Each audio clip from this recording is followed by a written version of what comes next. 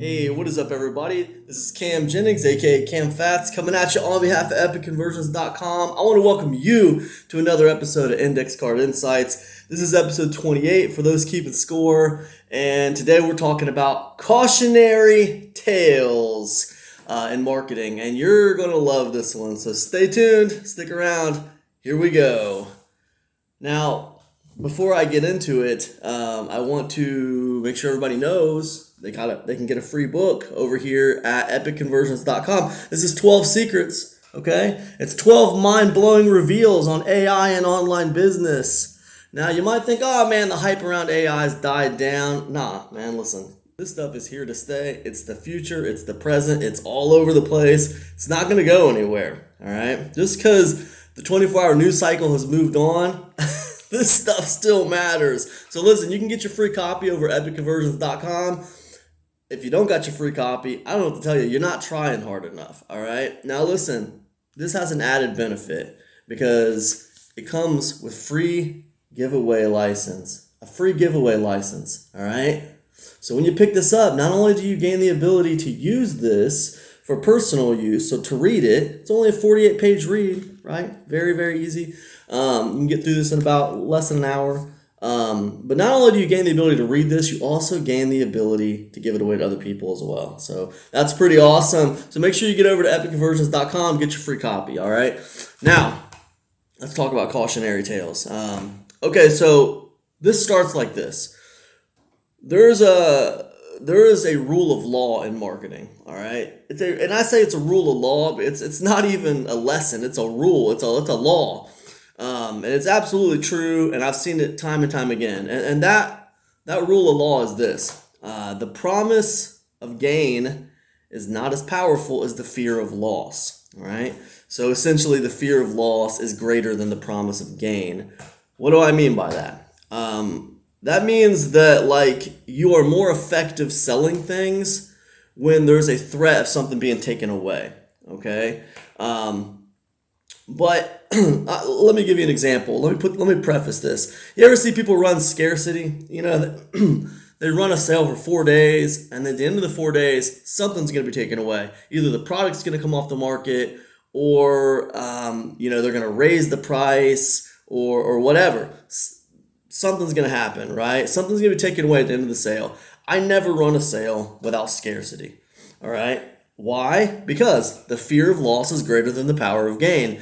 So, like, even though, like, the product I'm selling, I believe in and I love it and I know it's going to help them, that is the power of gain. They're going to gain something, right? And that power of gain becomes amplified with the fear of loss. All right, cool. Now we got that concept. Where does cautionary tales fit into this? So when it comes to this idea of taking something away, whether it be raising the price, or whether it be taking something off the market, or whether it be like a lifetime ban. Like, I know one marketer, and I actually know a few people who do this, but like they say, when you leave my membership club, you're never allowed back in, right? When you leave, you can never come back, right? And that's just the way it is. When you leave their membership, it's a lifetime ban, right? Just for leaving, right?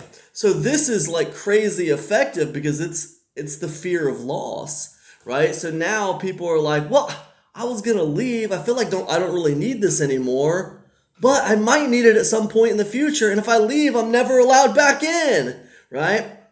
Now you would think, wow, first of all, that's cold-blooded. But you might think, second of all, wow, that seems like it'd be really effective. And you're right, it would be. Nobody wants a lifetime ban on anything. Who wants to be lifetime banned? Even if you don't like something that much, you don't want to be lifetime banned from it.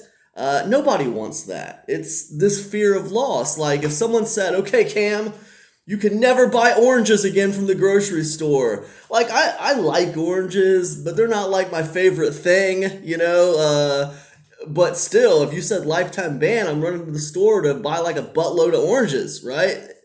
Because it's the fear of loss. I'm never going to be able to have an orange again. Are you kidding me? Yeah, people don't like that being taken away from them. They don't like the ability to choose being taken away from them. It's a great fear of loss. Here's the thing.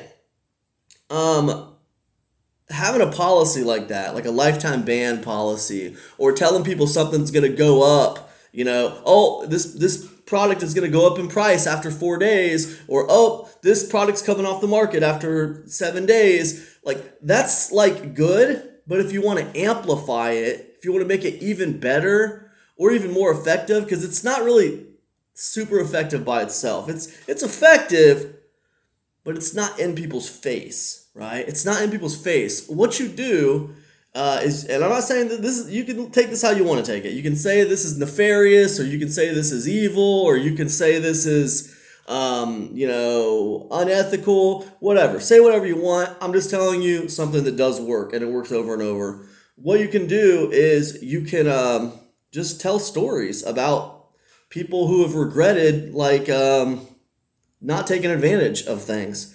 Like, for example, like if I have a product that's going on sale, if I have a product that's on sale for 4 days, and then after 4 days I'm going to raise the price. I won't just say in the PS, like, after 4 days I'm going to raise the price, so make sure you. It won't just be like an afterthought. Like, I'll take time during my email campaign to like fit in like a cautionary tale or two about someone who waited too long, right? Eddie from a couple launches ago, he waited until like 2 days later, and he ended up having to pay twice as much. He reached out to me and said, "Yeah, Cam, but I had this going on, I had that going on, I had the other thing going on, and I sympathize with the guy, but sorry about your luck, dude. That's just the way it is. It's a 4 day sale. I don't bend for nobody. So like, you're either in under 4 days or you're not. You either get it. So like, that's a small example. Another example would be like, if you have a lifetime ban on your membership club, you don't just have a lifetime ban on your membership club. You regularly send emails talking about this person who tried to get into your membership club, but they were lifetime banned, so they couldn't, and they were yelling at you and telling you made a huge mistake, but you just sat back and grinned because you don't care, because that's how it is, and you don't bend, right? You tell these cautionary tales about it. These cautionary tales are powerful, and they really, really amplify this fear of loss. What they do is they mythologize the fear of loss. This policy that you put in place that creates this fear of loss, whether it's a policy of I'm going to raise the price after 4 days, or I'm going to take the product off the market after 7 days, or, I have a lifetime ban on my membership club. Whatever the policy is, like, the policy is only as valuable as, like, how much people have it in their face, like how much it's amplified, right? I'll give you another example. This is just on my mind right now, and you might not follow NFL football, but so last night was Monday Night Football, and my Cleveland Browns, went to Pittsburgh, and they lost. They lost by like, I think, 4 points. It was like 26-22, and like, they shouldn't have lost that game. I mean, they should not have lost that game. They lost their best player. The best player got injured, probably season-ending injury. Their offense played like crap, but the defense played amazing, and like, they should not have lost that game. They just shouldn't have. They shouldn't have lost it on paper. No one picked them to lose that game. Well, I won't say no one. People did pick them to lose that game, but Vegas didn't pick them to lose that game. Anybody who was looking at the teams and looking at the numbers didn't pick them to lose that game. But you know what you heard, and you know what you always hear about the Browns? All the time. Constantly beaten down. Cautionary tales. Well, it's like, I don't know, it's like they're snake bit or something, especially when they go to Pittsburgh. All I was hearing on the TV last night was, well, Cleveland hasn't beat the Steelers in Pittsburgh for 20 years. But now they say Cleveland hasn't beat the Steelers in Pittsburgh during a regular season game in 20 years. They got to say during a regular season game, because they know that a couple years ago Cleveland beat the Steelers in Pittsburgh in a playoff game. Right? They actually beat the Steelers the last game of the season. Then they had to play them the first game of the playoffs, and they beat them in that game too. So like, that happened just a couple years ago, but they're not saying that they're not saying that, when they talk about the game. They're not saying that when they talk about this situation. They find a way to make it look bad for the Browns. They find a way. So they got to say Cleveland hasn't won a regular season game in Pittsburgh in 20 years, right? Because, a couple years ago they beat the Steelers at the end of the season, but it was in Cleveland. Then they went to Pittsburgh and played them in the playoffs. So, they just find ways to tell these cautionary tales. Like, no matter how bogus they are, no matter how much BS it is, they find, it's true what they're saying. It's not that it's not true. It's just that, it's not the whole story. It's a half story. And it's, designed to make people feel a certain way about the Browns, right? And it's a cautionary tale, And you know what it does? The Browns hear that crap, too. It's filtering in. The media is filtering in. And, it's just I don't know, man. It's just like the snake bit, man. It's cautionary tales, man, everywhere. It's like the logos. After a while in the NFL, it's like the logos or something. It could be a brand new team. It could be totally different, but that logo has power. That logo has it has this intangible power sometimes because there's so much getting beat by them behind you or so much, winning behind it or whatever, that it just takes on a life of its own. But the point is it's mythologized, right? The logo is mythologized. The team is mythologized. The Browns had no business losing to the Steelers last night. It was absolutely ridiculous, but they did, and you could argue that was for a few reasons, but part of it was cautionary tales, man. No, people didn't think the Browns were going to win, not because they weren't the better team, because they are the better team, but because of all the mythology that's been put into these two teams, all the mythology behind it.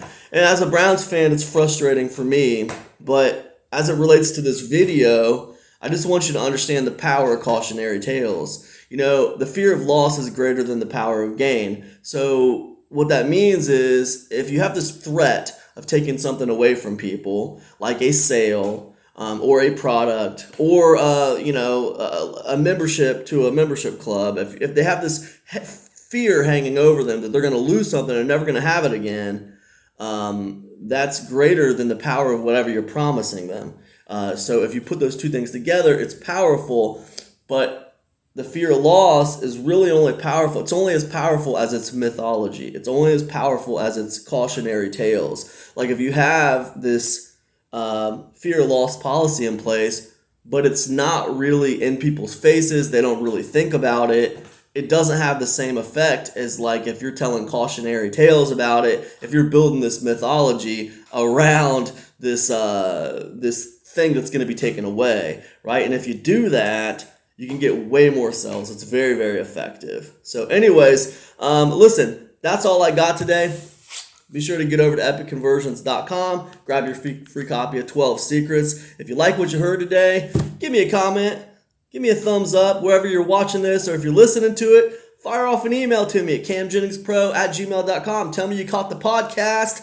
Tell me you liked it. I want to hear what you have to say. If you didn't like this show today, I thank you for listening this long, and I'll see you on the next episode of Index Card Insights. Peace.